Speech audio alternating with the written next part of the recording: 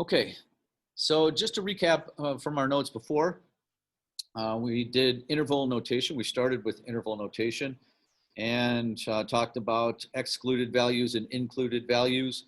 And we went from a picture to our notation. We did the same thing down here, okay, just like our Kahoot that we just did. And then we went the other way with it. We went from the interval notation to drawing and writing our inequality. And then we finished up with a couple of evaluating expressions. Now, from what I could tell from your homework, you guys did very well with that. And so we're going to move on here to section 0.2, which starts with exponents and rules of exponents. So again, if you have questions, please feel free to just unmute yourself and ask away. If I start to go too quickly, let me know. But there's a few basic rules of exponents that we want to start with. The first one is the product of powers rule. And that rule is that if you have x to the 12th times x to the 7th, we add the exponents. So if you're multiplying those two things, we add the exponents. And the reason that is because x to the 12th means 12 x's. And x to the 7th means 7 x's. And altogether we have 19 of those x's. So you can get that simply by just adding the exponents. So if we wanted to do then this example over here, numbers, we would just multiply 3 times 2, and that's going to give us 6. But for our variables, meaning x to the 3rd times x to the 4th, I add those exponents and I get x to the 7th. And y squared times y is going to give us y to the 3rd. So that simplified is 6x to the 7th, y to the 3rd. Questions yet? All right, good. Well, then our second rule is the quotient of power. So if we're dividing things, and if we're dividing things, we are going to subtract the exponents. So for example, here we have x to the 12th on top and x to the 7th on the bottom. Well, 12 minus 7 is 5. So that gives us x to the 5th. Now for our y's, we have y to the 4th over y to the 10th. Well, 4 minus 10 is negative 6. So that means that's going to be y to the positive 6 in the denominator.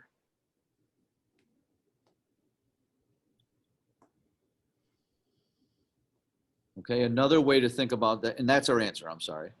Another way to think about that is y to the 4th is 4y's up here, and y to the 10th means this, 10y's there. If you cancel 4 and 4, you're left with 6y's in the bottom.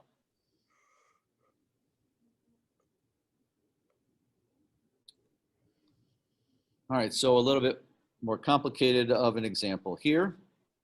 Now remember, numbers, don't confuse those with your variables. We just reduced 6 over 8, and those are both divisible by 2. So that's 3/4. Now for our x's, we have 3 x's on top and 5 on the bottom. So when you reduce, we get x squared on the bottom. Or 3 minus 5 is negative 2.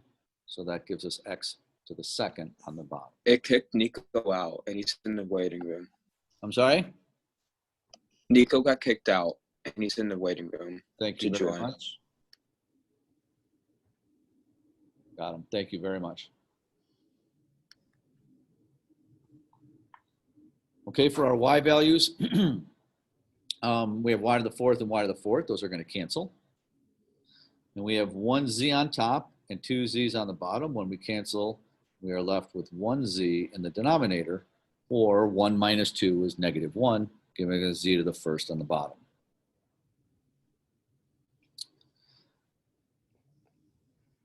All right, well, the next one is the easiest rule you'll ever learn. And that is that anything, our 0 exponent, that our rule is a number to the 0 power is equal to 1. Okay, anything except for 0. So if we were to take this whole thing here to the 0 power. Don't waste your time doing the stuff inside the parentheses, because we're eventually going to take it to the 0 power. That whole thing just equals 1. No matter what you put inside here, if you take it all to the 0 power, it will equal 1. So to do a little bit more complicated of a problem, this stuff to the 0 power is going to be 1. So that means that this is 3x squared times 1, which is just 3x squared.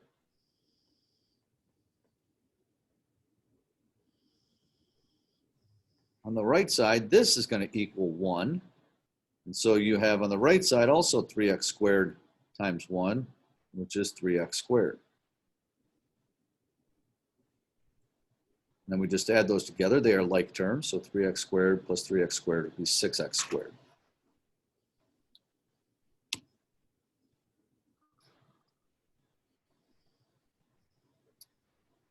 All right, our next rule is a negative exponent rule. And so that is, if you have a negative exponent, it changes from either the top to the bottom or the bottom to the top. So for example, a to the negative n is the same as a to the n in the denominator. And you never want to leave a negative exponent in your answer. So in this case, this x to the negative 6, those guys would all move up. We have x squared on top, moving 6 more up on top, giving us x to the 8th in the numerator.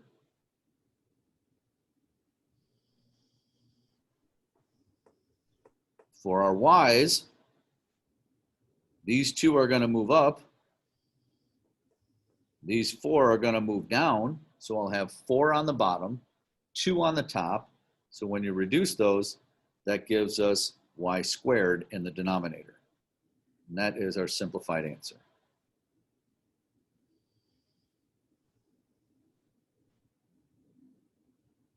All right, any questions yet? We doing okay out there?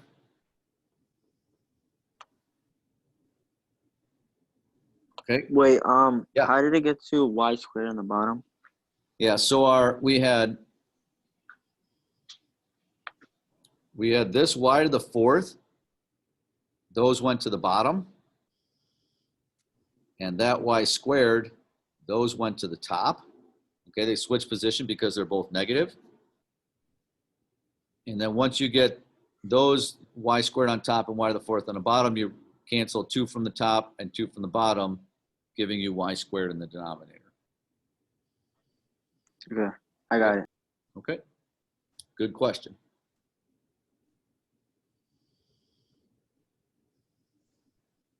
All right, so a little bit more complicated. We have our numbers. We're going to multiply -2 times 3. Let's just get our numbers out of the way. We have -6. And now we have to deal with our variables. So we have x to the 1st, and these 4 are going to go to the bottom. So if we have 1x on top, we have 4 on the bottom. When we cancel, we will be left with x to the 3rd in the denominator.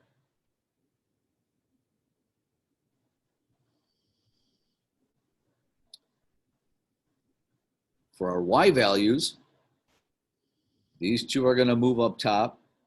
Those 7 are going to move up top. So now we have these guys, 2 on top and 7 more on top, gives us y to the 9th in the numerator.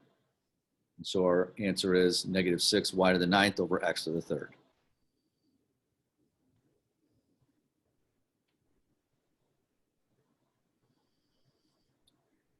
So the base can remain negative? The numbers can remain negative. Yes, good question. Just don't want negative exponents, but the numbers can be negative.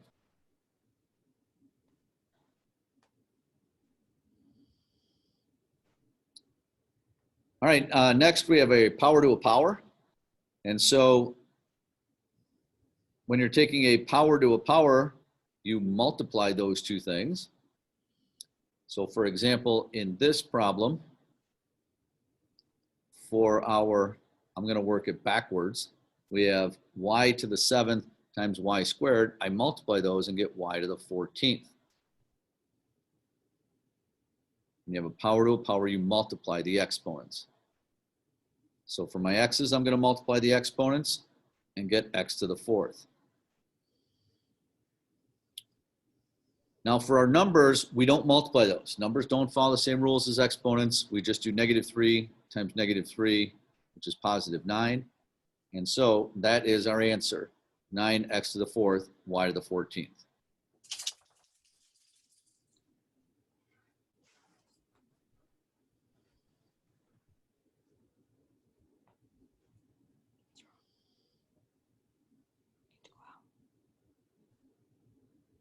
All right, so I'm going to jump down and do an example down here.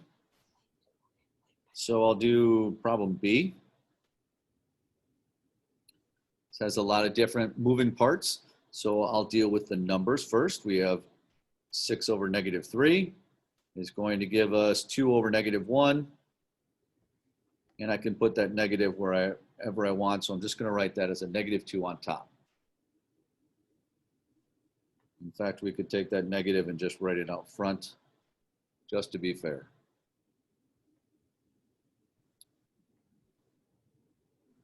Now for our A's, we have 1A on top and 3 on the bottom. When we cancel those, that's going to give us A squared in the denominator, or 1 minus 3 is -2.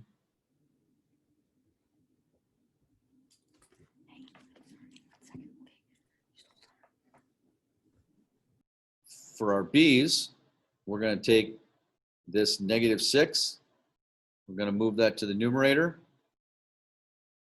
And there's 3 of them up there, giving us B to the 9th in the numerator.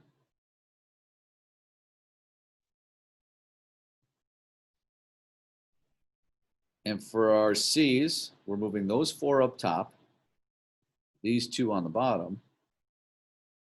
So when you reduce that and you have 4 on top and 2 on the bottom, you're left with C squared in the numerator. So that is our final answer.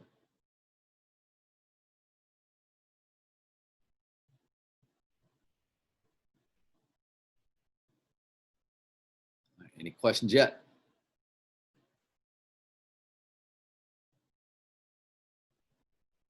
All right, we're rolling. So that's quite a bit of exponents. I'm going over some of those basic rules and just practicing how to apply those rules. We'll do that in a little bit, a couple of different ways. Our second major concept is simplifying radicals. So when it comes to simplifying radicals, you know, we've all talked about perfect squares, like the square root of 36 is 6, meaning it's a whole number. So 36 is considered a perfect square. 20 is not a perfect square. Okay, and so because it's not a perfect square, if we were to try and find that or plug it in our calculator, we get a decimal approximation. Well, we can simplify that as an exact answer by breaking it up into smaller radicals, into factors. So this is called a factor tree. And I know that 20 can be, I know that 2 goes into 20. So I'm going to split that into the square root of 2 times the square root of 10. And now when I'm making my factor tree, I want to get all of my factors into prime factors. 2 is a prime number. 10 is not, though, because 10 can be split into the square root of 2 times the square root of 5.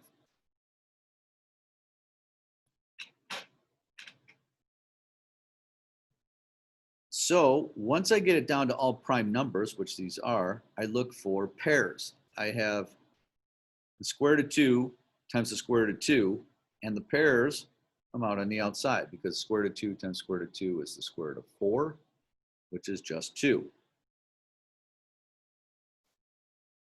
But the radical 5 does not have a partner, so that has to stay underneath the square roots.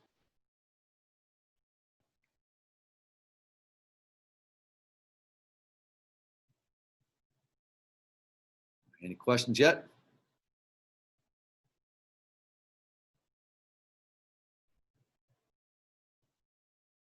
Okay.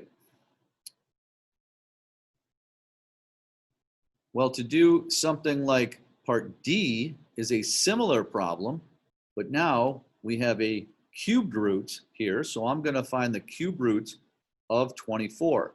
Well, when I did my factor tree in part A, it was a square root. I had to find pairs. If it's a cube root, you have to find 3 of the same thing to go together to pull it on the outside. So for the cube root of 24, I'm going to split that into, I know that 2 goes into 24, of course. So I'll split that into 12 and 2.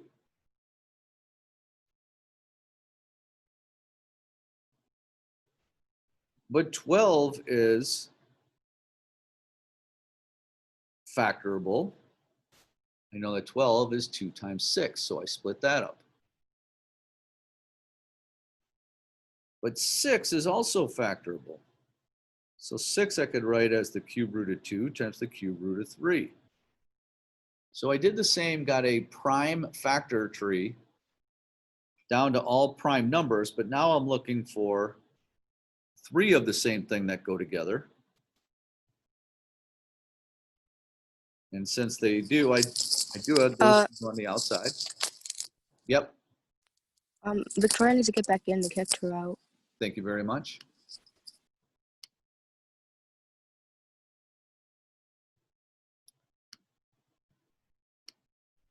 So I have 2 on the outside, and my cube root of 3 is left over.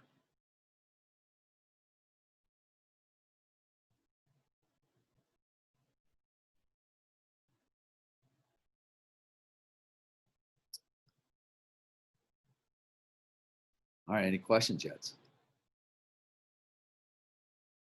You guys are taking this in pretty well. Yeah, But that's not the end answer, right? Because then don't you have to add it to the other one for D? that would just be the left side. Exactly. Good job. Alright. So now this whole thing right here, we can set off to the side because we then have to do the other side and add them together. So now let's do this portion. So we have the 4th root of 48, meaning now we're going to have to find 4 factors when we make our factor tree for that. So I'm going to split 48 into the 4th root of 2 times the 4th root of 24. And I'm going to go a little bit more quickly with this because I'm just factoring out a 2 each time. So that's 2 and 12. That's going to be 2 and 6. And that's going to be 2 and 3.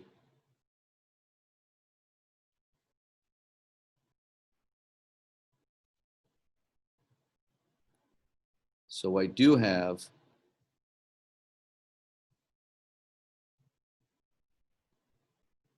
that 2 to go on the outside and the 4th root of 3 to stay underneath.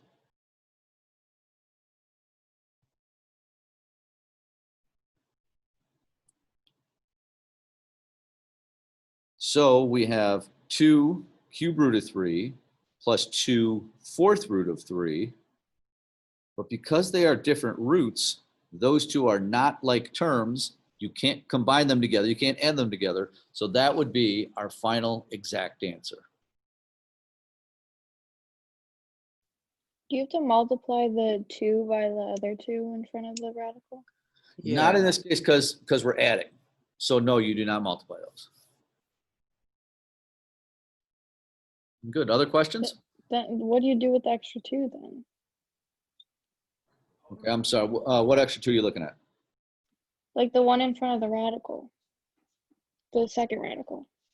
Oh, my mistake. Thank you very much. This guy. I forgot to Yeah. add. You are correct. I forgot to multiply by that 2. So I should have multiplied this by that 2. So we only multiply things that are on the outside. And so 2 times 2 would be 4. Thank you very much. I'm confused on how you get the final answer. Okay. How we got to here? No, just like on either side, how you get the root. Okay, so are you okay with how to make the factor tree? Yeah. Okay, so once you get the factor tree, you have to get groups of whatever the root is. So if it's a cube root, you want groups of 3. Whenever you get 3 of the same number, so I had, you know, cube root of 2, cube root of 2, cube root of 2. Whenever you have 3 of the same number, that number then goes on the outside. But for my 3, I only had 1 of those guys, so that had to stay underneath. So if it's a cube root, when you get a group of 3, you pull those on the outside. If it's a 4th Okay. root, when you get 4 of the same thing, you pull it on the outside. And if it's Okay, thank you. if it's a square root, I have a then question. you get 2 of the same thing, you pull it on the outside. Great questions, guys. How did you get the 4 in the red? Okay, so were you okay? Did you follow this part here? Yeah. All right.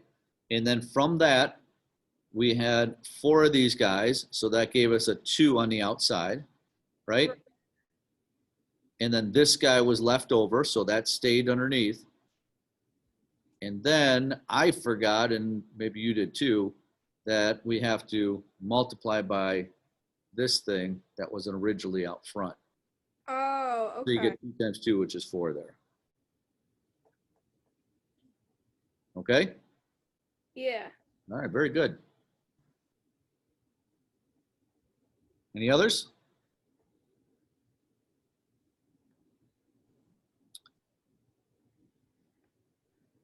All right, so, well, I'll do one more. I'm going to do G.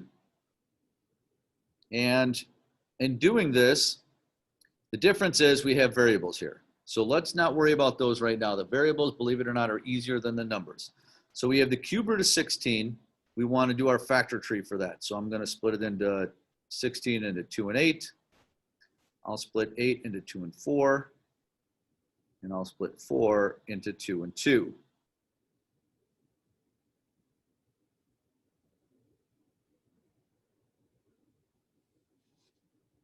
So I have the cube root of 2 3 times. That can go on the outside.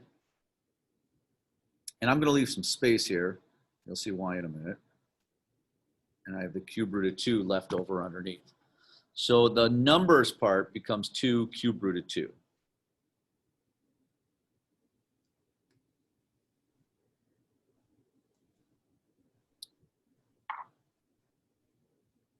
Now for the variables, what we do with the variables is we take the exponent and divide by the root. So 6 divided by 3 is 2. That was 0 left over. That means however many it divides into goes on the outside, and the leftovers stay underneath. So 6 divided by 3 is 2, meaning it's going to be x squared on the outside and none left over, or 0 left over underneath.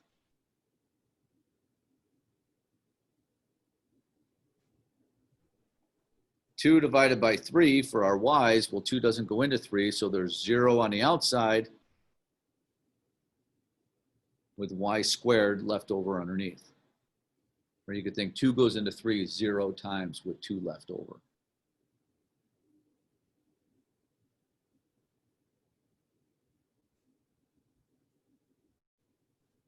$19 divided by 3 is 6 with 1 left over. So we have 6 on the outside and 1 left over underneath. And so that is our final answer.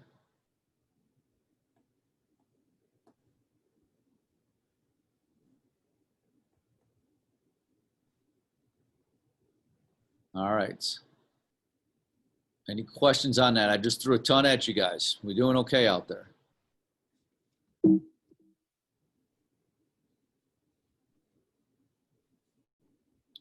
So the extra z that's inside the radical, is that a remainder? Yes, it's left over because 19 divided by 3 is 6 with 1 left over. 6 here, 1 left over here. Okay. Okay? If it was z to the 20th, 20 divided by 3 is 6 with 2 left over. So it would be z squared left over. However many are left stay under the radical. Okay? Any other questions? You guys had really good questions today.